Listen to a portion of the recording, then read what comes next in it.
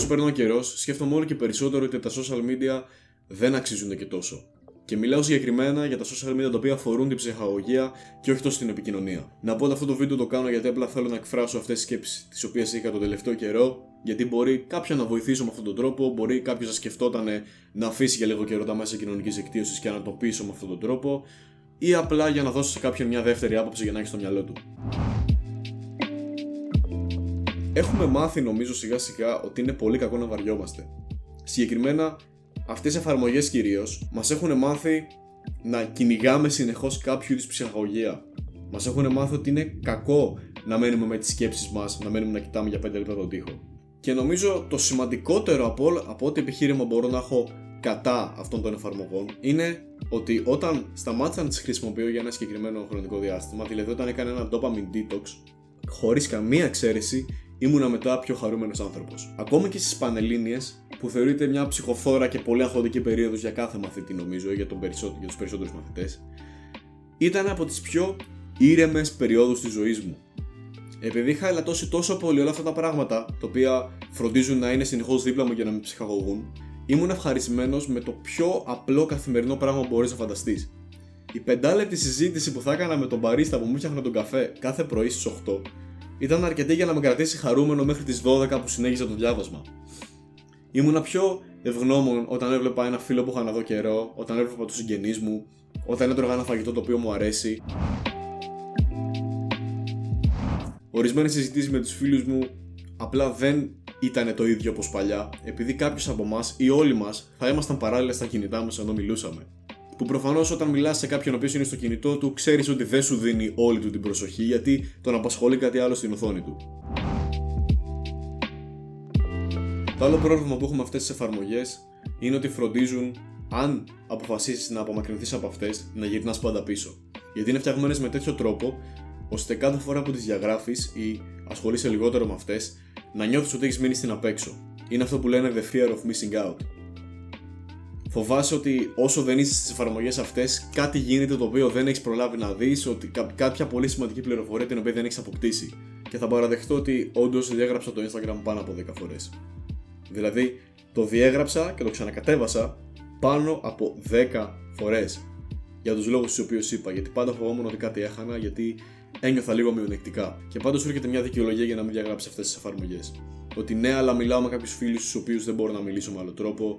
Ότι στέλνω TikTok ή memes με τους φίλους μου, με τις φίλες μου. Οπότε δεν μπαίνω πολύ μωρέ στην εφαρμογή, απλά στέλνουμε TikToks κλπ. Όλα αυτά μπορεί να ισχύουν σε έναν βαθμό. Αλλά θεωρώ ότι κατά βάθος είναι απλά ένα σύστημα άμυνας του εαυτού σου, γιατί σου αρέσει υπερβολικά πολύ αυτό που βλέπεις στις εφαρμογές αυτές. Δεν θα μιλήσω για όλους, γιατί μπορεί για κάποιους πράγματι να μην ισχύει αυτό.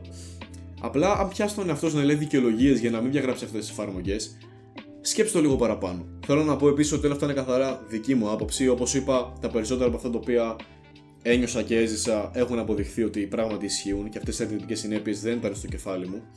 Αλλά πέρα από αυτό, πέρα από ό,τι σου πω εσένα ότι μπορεί να βιώνεις ή να μην βιώνεις μέσα αυτών των εφαρμογών, θέλω πριν πεις ένα ναι ή ένα όχι, ότι ναι, όντως το κάνω αυτό, ή ότι ναι, όντως το έχω ζήσει αυτό, ή να μου πεις όχι, δεν ισχύει, δεν είμαι θυσμένος, ή όχι, δεν ισχύει, ακόμη συγκεντρώνομαι καλά. Να παρατηρήσεις τον εαυτό σου και να ρωτήσεις τον εαυτό σου πολλές φορές αν αυτά που σου είπα ισχύουν ή όχι, και να παρατηρήσεις αν υπάρχουν άλλες συνέπειες τις οποίες μπορεί να μην έχω αναφέρει. Άρχισα να κάνω αυτές τις σκέψεις όταν παρατήρησα αλλαγές στην καθημερινότητά μου λόγω αυτών των εφαρμογών. Δηλαδή, δυσκολευόμουν λίγο περισσότερο να συγκεντρωθώ, βαριόμουν περισσότερο να κάνω εκείνα τα πράγματα τα οποία ποτέ δεν θέλεις να τα κάνεις, αλλά πρέπει να τα κάνεις. Δυσκολευόμουν όλο και περισσότερο να τα κάνω και κάποιες φορές απλά τα παρατούσα, δηλαδή έγινα λίγο πιο τεμπέλης. Γενικά παρατήρησα ότι άρχισα να δυσκολεύομαι περισσότερο να ολοκληρώσω πολλά πράγματα μες στην ημέρα μου. Δηλαδή, ένιωθα σαν να έχω πιο περιορισμένο χρόνο. Τελευταίο και θεωρώ από τα σημαντικότερα κακά που παρατήρησα στον εαυτό μου είναι ότι ποτέ δεν είχα αρκετά καθαρό μυαλό. Είχα αποκτήσει κάτι που έμοιαζε πάρα πολύ με ψυχαναγκασμό.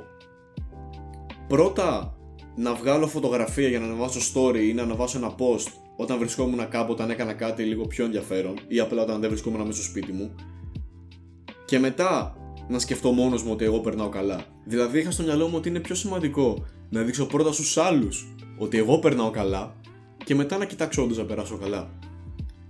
Το συνειδητοποίησα μια μέρα που είχα πάει με τους γονείς μου στην παραλία, σε μια πολύ όμορφη παραλία, έτσι. Και έπιασα τον εαυτό μου να σκέφτεται πρώτα ότι εκείνο το μέρος στο οποίο πήγα ήταν ιδανικό για να βγάλω φωτογραφίες, για να ανεβάζω στο Instagram, για να ανεβάζω story κλπ. Και μετά να σκέφτομαι ότι αυτό είναι ένα πολύ ωραίο μέρος, θα περάσω καλά και χαίρομαι που είμαι εδώ. Είναι λυπηρό ότι έφτασα σε εκείνο το σημείο. Το να έχεις ανάγκη την επιβεβαίωση των άλλων για να βεβαιωθείς και εσύ ότι περνάς καλά είναι λίγο ακραίο. Και επίσης εδώ πέρα είναι άλλη μια καλή ευκαιρία για να κάνω άλλο ένα point. Αυτές οι εφαρμογές ναι μεν σε ψυχαγωγούν. Ναι μεν μπορεί να σου διώχνουν το άγχος, να σε κάνουν λίγο πιο χαρούμενο και γενικότερα να σου γυρίζουν κάποια συναισθήματα. Το πιο συχνό φαινόμενο που έχω ακούσει είναι ότι όταν είμαι αγχωμένος μου αρέσει να βλέπω reels στη TikTok γιατί ξεχνιέμαι για λίγο. Και πράγματι ισχύει αυτό. Το πρόβλημα όμως με αυτή τη μορφή ψυχαγωγίας είναι ότι έχει συνέπειες. Έχει αρνητικές συνέπειες για σένα. Ας πούμε ότι έχω να διαβάσω, ωραία. Και αποφασίζω ότι κι ας πρέπει εγώ δεν θα διαβάσω. Αν μπω στο TikTok για 3 ώρες, ναι μεν θα χαραμίσω 3 ώρες από τη ζωή μου στις οποίες θα έπρεπε όντως να διαβάζω. Αλλά αν κλείσω τελικά την εφαρμογή και προσπαθήσω μετά πολλά να διαβάσω, μετά από 3 ώρες ας πούμε, δεν θα έχω το ίδιο καθαρό μυαλό, δεν θα μπορώ να συγκεντρωθώ και δεν θα έχω καμία όρεξη να το κάνω και μη σου πω ότι θα έχω και λιγότερη όρεξη από ό,τι πριν. Και αυτό συμβαίνει επειδή το TikTok είναι φτιαγμένο για να είναι υπερ ενδιαφέρον για τον εγκέφαλό σου, για να παράγει μεγαλύτερα ποσά ντοπαμίνης από όσο έχει συνηθίσει, ώστε να σου φαίνεται υπερ ενδιαφέρουσα εφαρμογή. Έτσι, αν έχει περάσει 3 ώρες σε κάτι υπερ ενδιαφέρον, το βιβλίο ή το πράγμα το οποίο έχεις να κάνεις που δεν θέλεις, πλέον σου φαίνεται αφόρητα βαρετό, γιατί το συγκρίνεις με την υπερενδιαφέρουσα εφαρμογή. Και αν είχα να πω σε κάποιον να προσέξει κάτι συγκεκριμένα από όλα αυτά που είπα, θα ήταν αυτό. Παρατήρησε αν επιτρέπεις τον εαυτό σου να βαρεθεί ή αν κάθε φορά που βαριέσαι τρέχεις να τον ψυχαγωγήσεις όσο περισσότερο μπορείς. Αν επιτρέπεις τον εαυτό σου να κάτσει 5 λεπτά με τις σκέψεις του ή αν τρέχεις να μπεις σε κάποια εφαρμογή για να ψάξεις κάποιον για να σε ψυχαγωγήσει. Θα μου πεις, για ποιο λόγο να κάθομαι μόνος μου και να βαριέμαι?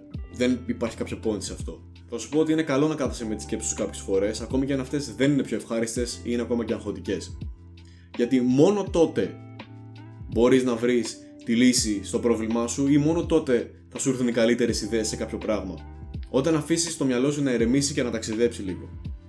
Και όταν δεν γεμίζει τον εγκέφαλό σου με περισσότερες πληροφορίες.